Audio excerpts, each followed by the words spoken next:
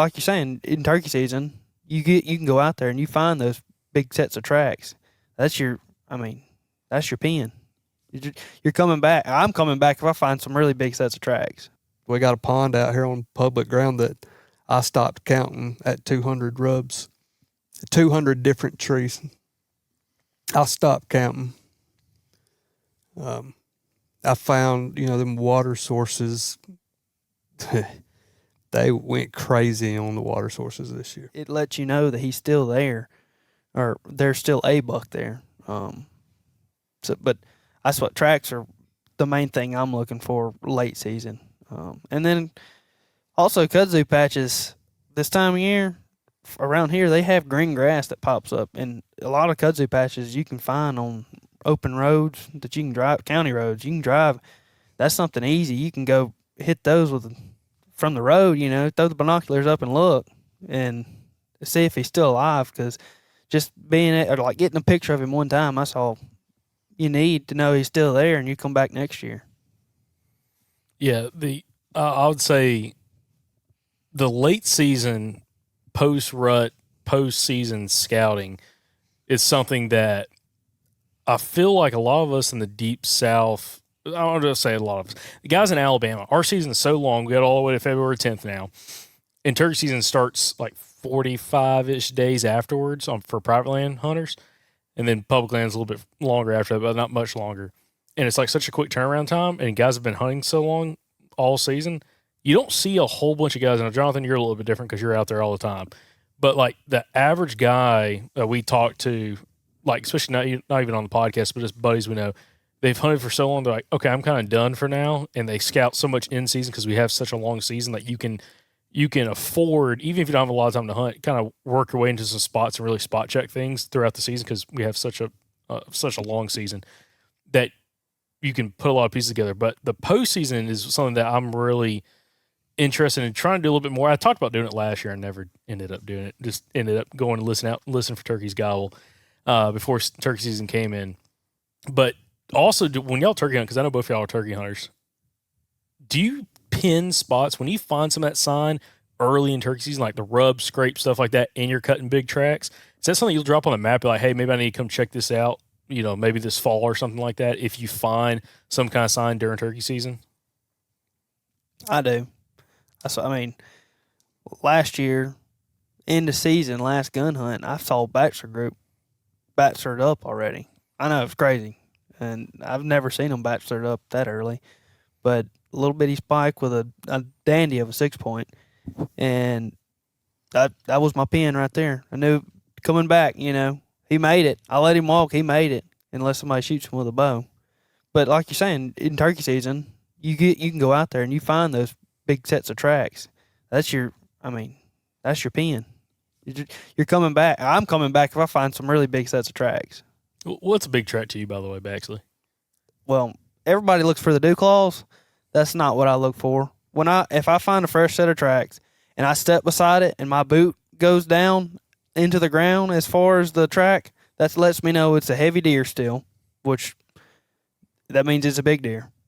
And normally it's got to be as wide as my boot. So I don't look for the smaller. He has little feet though. Yeah, I got little bitty feet. 7.5s over here. Yeah. So I mainly just look for a track that's into the ground. That's what you can't really look at the dew claws because sometimes it'll be a deer running, sometimes it could be a doe running or stomping. Anything because they all have dew claws. That's what I've had several buddies be like. Look at this big buck track, and it's a fawn. That is this one right here. It's a fawn that's running and it's splayed out. And it's like you can see that it jumped across the road here, and it's like, well, where's its tracks for this, 3-4 yards? Oh, it levitated.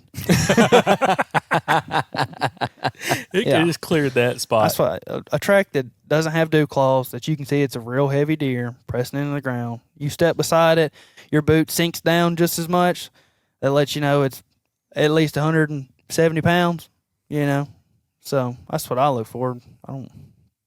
Nothing fancy. Yeah, I'm trying to get Andrew to come hunt Iowa with me. So so you can see what a really big track looks like. Cause Oh, I'm sure. it's like you in put your Iowa. hand down there, and your hand, like the deer track's much wider than your hand, about as long as your hand. You're like, that thing is obnoxious looking, and each track's like 15 inches apart from each other. I'm like, oh, okay, I want to see what that sucker looks like. But no, the big tracks. There's a guy we interviewed on podcast. This is 3 years ago. He was back on this past summer, but Travis Lee, we had him on probably 3 Januaries ago, and he hunts South Alabama late January rut, and he likes looking for what he calls chasing tracks, like those big buck tracks, but like your set of doe tracks, and he calls them cutting tracks, where like especially like logging road beds, where you can see that buck track, like doe track, cuts to the right, and that buck track cuts to the right real fast too, seeing this buck chasing.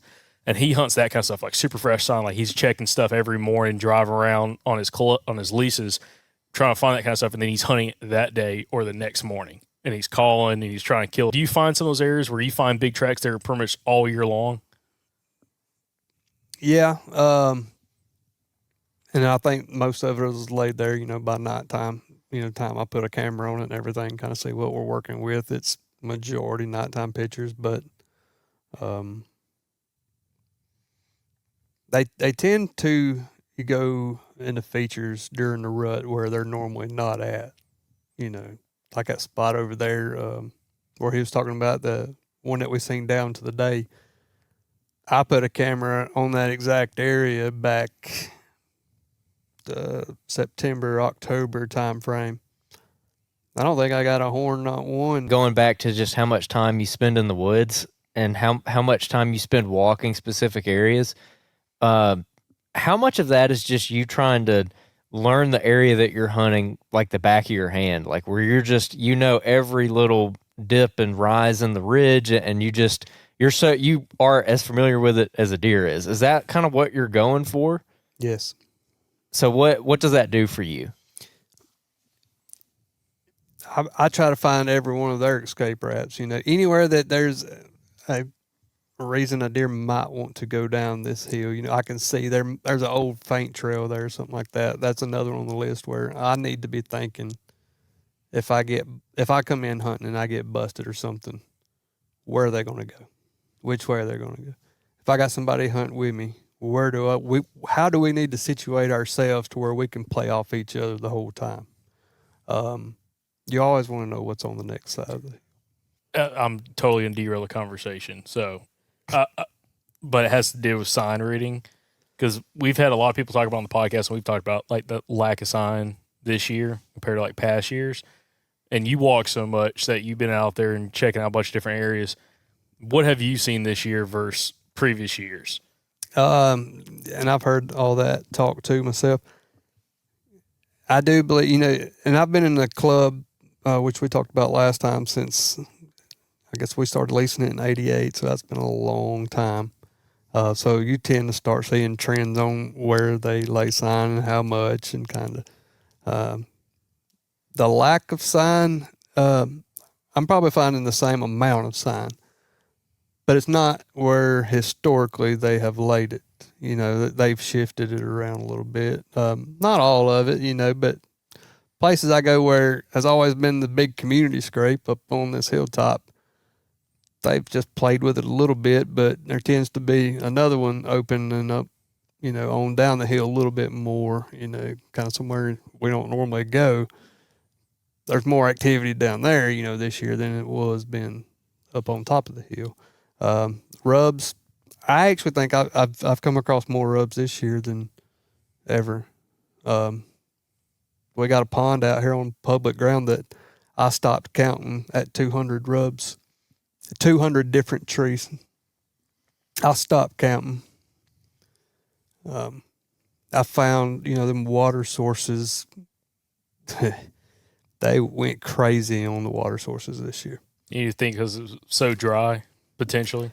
Possibly. I don't know. Maybe just I've never paid enough attention to different water sources before, and just happened to stumble across this one that had so many that made me start looking at others, and then I found, kind of the same results. Yeah, I found a shed in a beaver dam. That is not, I don't know how long it's been there. It had done turned solid brown. It's up there in the stack. Just happened to be standing there looking at a beaver dam. and looked down thinking it was a stick, and then you could see like just the pedicle part sticking up. I told my buddy outside, and I'm like, "There's a shed," and he's like, "Whatever," and went down there, pulled it out. It was all woven into the sticks and everything. Normally the beaver will